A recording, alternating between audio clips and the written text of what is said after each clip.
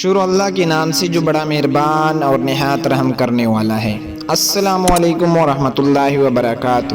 حضرت موسیٰ علیہ السلام نے ایک مرتبہ اللہ تعالیٰ سے پوچھا، یا اللہ میری امت کا سب سے بدترین شخص کون سا ہے؟ اللہ تعالیٰ نے فرمایا، کل صبح جو شخص تمہیں سب سے پہلے نظر آیا وہ آپ کی امت کا بدترین انسان ہے۔ حضرت موسیٰ علیہ السلام صبح جیسے ہی گھر سے باہر تشریف لائے، ایک شخص اپنے بیٹے کو کندھے پر بٹھائے ہوئے گزرا۔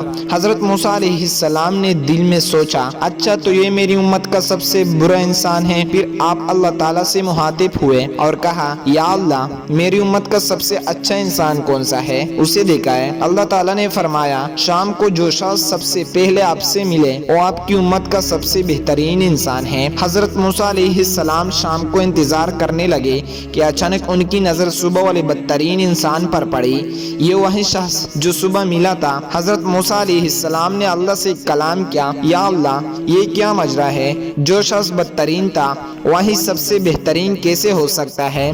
تو اللہ تعالیٰ نے فرمایا، صبح جو یہ شخص اپنے بیٹے کو کندھے پر بٹھائے جنگل کی طرف نکلا تو اس کے بیٹے نے اس سے پوچھا، کیا اس جنگل سے کوئی بڑی چیز ہے؟